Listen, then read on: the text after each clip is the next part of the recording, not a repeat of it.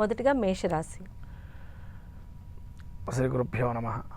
అయ్యా, మేషరాశి యొక్క ఫలితాలు చూస్తే మనకమ్మ, ఈ యొక్క మే మాసాన్ని ప్రస్తుత కాలం వైశాఖ మాసం అంటాం మన చాంద్రమానంగా. ఈ యొక్క వైశాఖ మాసంలో మనకు ముఖ్యంగా ఈ వైశాఖ మాసంలో మనకు మేషరాశి వారికి అశ్విని నక్షత్రం, భరణి నక్షత్రము, అలానే కృత్తికా నక్షత్రం ఒకటో పాదం. ఈ యొక్క నక్షత్రాదులు మనం చూసుకున్నట్లయితే ముఖ్యంగా వీరికి గ్రహస్థితి ఏ విధంగా ఉందంటే, రవి వీరికి జన్మస్థానంలో సంచారం చేస్తున్నాడు ప్రస్తుత కాలము. తదుపరి ద్వితీయ స్థానం సంచారం చేస్తారు మే 14 నుంచి. అలానే మే 14 నుంచి గురువు కూడా వీళ్ళకి మనకు సరస్వతి నది పుష్కరాలు ప్రారంభమవుతున్నాయి కాబట్టి గురువు కూడా మారుతున్నాడు. కాబట్టి ఆయన 14వ తారీఖు నుంచి కూడా మిథున రాశిలో సంచారం చేస్తున్నారు. అలానే రాహుకేతువులు కూడా మనకు విశేషంగా ఈ నెలలోనే వాళ్ళు కూడా సంక్రమణం చేస్తున్నారు. మే 18వ తారీఖు నుంచి ఈ యొక్క రాహుకేతువులు కూడా మేషరాశి వారికి కేతు వచ్చే సింహరాశిలో గతులై ఉంటున్నాడు. అలానే రాహు మేషరాశి వారికి ఏకాదశంలో ఉంటున్నారు. ముఖ్యంగా ఇక ద్వాదశంలో శని, శుక్రుడు, బుధుడు, అలానే 6వ తారీఖు వరకు బుధుడు ఈ యొక్క మీనంలో ఉండి తదుపరి జన్మంలోకి వస్తున్నాడు. ఈ రకమైన గ్రహస్థితి చూసినట్టయితే ముఖ్యంగా మనం జన్మంలో రవి బుధులు ఎవరైతే ఇప్పుడు ఉన్నారో బుద్ధి కౌశలంతో మంచి తెలివితేటలతో ఇప్పుడు ఏదైనా పరీక్షలు రాసినా లేదా ఏదైనా ఒక సమస్యకు పరిష్కారమైనా మంచిగా ఆలోచన చేసి బయటపడే అవకాశం ఉంటుంది.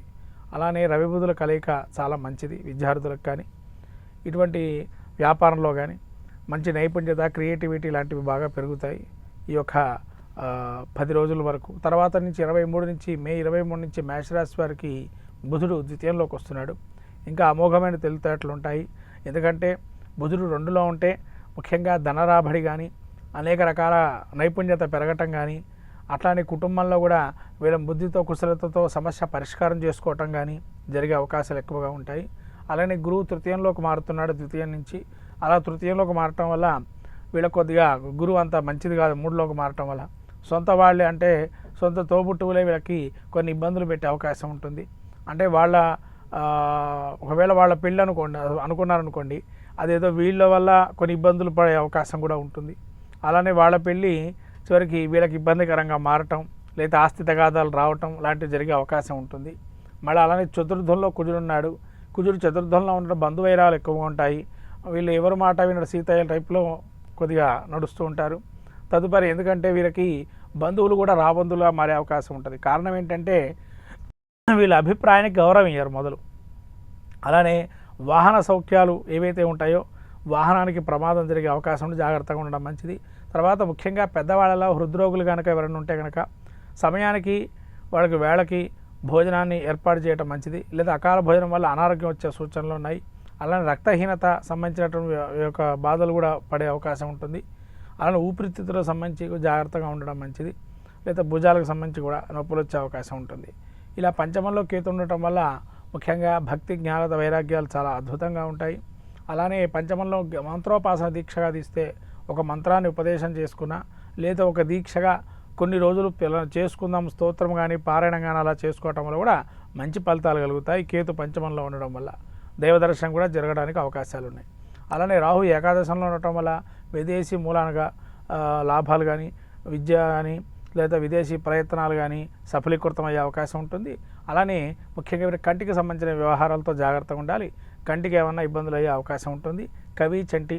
చెవికి సంబంధించి ఇబ్బందులు కలిగే అవకాశం ఉంటుంది. అలానే పాదాలకి పిక్కలు కానీ పిక్కల కింద నుంచి కానీ నొప్పులు ఉండే అవకాశం ఉంటుంది. అలానే ఈ శని శుక్రులు 12లో ఉండటం వల్ల ఎంత పని మొదలుపెట్టినా ఏ కార్యాన్ని మొదలుపెట్టినా ముందుకు వెళ్ళటం వెనక్కి రావటం లాంటి అవకాశాలు ఉంటాయి.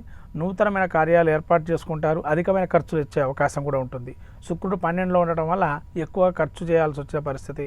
అనుకున్నంత దానికన్నా వీళ్ళు ఒక 1000 రూపాయలు ఖర్చు అవుతున్న చోట ఒక 2000 ఖర్చు కావటం, దాని డబుల్ ఖర్చు కావటం, తద్వారా డబ్బులు ఖర్చు అయినా పని అవుతుంది అనుకుంటారు కానీ అక్కడ పని కాదు.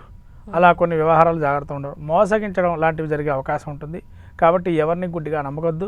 మీ సొంత తెలివితేటలు కానీ మైనటువంటి వాటి వివరాలని మీరు ఏ విధంగా ఆలోచన చేస్తే సమస్యకు పరిష్కారం దొరుకుతుందో ఆ విధంగా ఆలోచించండి. అంతే తప్ప వేరే ఎవరో చెప్పారు ఆ ఆలోచనతో మనం ఉన్నాము, వాళ్ళు చెప్తారు, అనేకులు చెప్తూ ఉంటారు, ఆలోచనతో మీరు ఉన్నట్లయితే సమస్య పరిష్కారం కాదు, ఇంకా జటిలమైపోతుంది.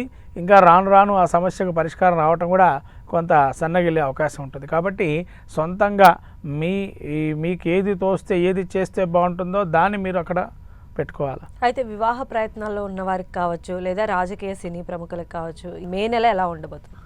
ఈ రాజకీయ నాయకులకి కొంత వీళ్ళు బుద్ధి కుశలతతో ఆచరిస్తే, అంటే ఇక్కడ ఏంటంటే బుధుడు లౌకికమైనటువంటి జ్ఞానాన్ని ఇచ్చేటువంటి వాడు. అంటే ఇక్కడ ఏంటంటే ఆ జ్ఞానం ఎలా ఉంటుందయ్యా అంటే అక్కడికి వెళ్ళినప్పుడు ఇప్పుడు మీకన్నా పెద్దవారు బాస్ లాగా ఉండొచ్చు మేషరాశి వారికి రాజకీయాల్లో. వాళ్ళ దగ్గరికి వెళ్ళినప్పుడు ఎలా ఉండాలంటే మీ తెలివితేటలు చూపించారనుకోండి, వాళ్ళు మిమ్మల్ని డామినేషన్ చేసే ప్రయత్నం చేస్తారు. వాళ్ళని సమర్థించండి, మిమ్మల్ని పైకెత్తుకొని కూర్చుంటారు. అది మీరు గమనించాల్సిన విషయం. అట్లనే విద్యార్థులు కూడా వచ్చినటువంటి కొత్తగా మీరు ఏదైనా నేర్చుకుంటే కనుక పక్కన వాడితో పంచుకోవటం అనేది కొన్ని విధాలుగా మంచిది. కానీ ఇక్కడ పంచుకోవటం వల్ల వాళ్ళు మీకు పోటీతత్వం అయ్యే అవకాశం కూడా ఉంటుంది. ఎందుకంటే శని 12లో ఉన్నాడు కాబట్టి అది జాగ్రత్తగా ఉండాలి. మళ్ళీ తర్వాత మీడియా రంగంలో ఉండేటువంటి వారు మేషరాశి వారికి అద్భుతమైన యోగం వస్తుంది. ఎందుకంటే మీడియా రంగంలో యోగం ఎందుకంటే శని దృష్టి బుధుడి మీద పడటం వల్ల మంచి కార్యక్రమాలు జరిగే అవకాశం ఉంటుంది.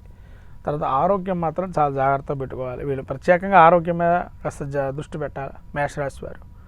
తర్వాత మీరు అన్నట్టుగా రాజకీయ నాయకులు కానీ సినీ ప్రముఖులకి కొంత ఇబ్బందికరమైనటువంటి వాతావరణమే.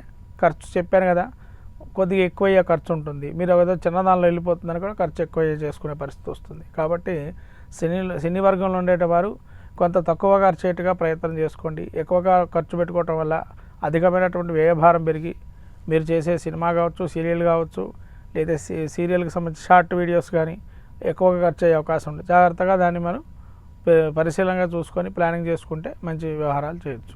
అలానే వివాహ సంబంధ ప్రయత్నాల్లో ఉన్నవారు కానీ లేదా దాంపత్యంలో ఏదైనా ఇబ్బందులు ఎదుర్కొనే అవకాశం ఎంతవరకు ఉంటుంది మేషరాశి వారు? ఈ యొక్క సినిమా రంగంలో ఉండేటువంటి వారికి ముఖ్యంగా చెప్పాలంటే వివాహ ప్రయత్నాలు చేసేటువంటి వారికి కొంత సమస్య పరిష్కారం కావటం కష్టం. ఎందుకంటే గురువు బలం లేదు వీళ్ళకి. ఇంకా మన జాతకరీత్యా ఏమన్నా గ్రహ అంతర్దశ మహర్దశానాథులు ఏమైనా కలిసి ఉన్నా, ట్రాన్సిట్లో ఏమైనా గ్రహాలు కలిసి ఉన్నా చెప్పలేం. అలా వీళ్ళకి కొంతవరకు కలిసే అవకాశం ఉంటుంది. అంటే ప్రత్యేకంగా అంత బలం లేదని చెప్పచ్చు. మేషరాశి వారు ఎలాంటి పరిహారం చేసుకున్నట్లయితే ఆ నెలంతా కూడా బాగుంటుందంటారు? ఈ యొక్క మేషరాశి వారి పరిష్కారాలకు వస్తే కనమ్మా ముఖ్యంగా చెప్పాలంటే వీళ్ళకి జన్మంలో బుధుడు ఉంటున్నాడు, తర్వాత తృతీయంలో గురువు. ముఖ్యంగా దత్త చరిత్ర పాలన, గురు చరిత్ర పాలన, రాఘవేంద్ర స్వామి ఆలయ దర్శనం కానీ, దత్తాత్రేయ స్వాముల దర్శనం కానీ, గురు దర్శనం కానీ, గురు చరిత్ర పాలన కానీ, అలానే వీళ్ళకి ఎంత అవకాశం ఉంటే అంత గురుక్షేత్రాలు, గురువు యొక్క దర్శనము, లేదా ఇంట్లో గురు చరిత్ర పారాయణము లాంటివి చేసుకోవటం చాలా మంచిది.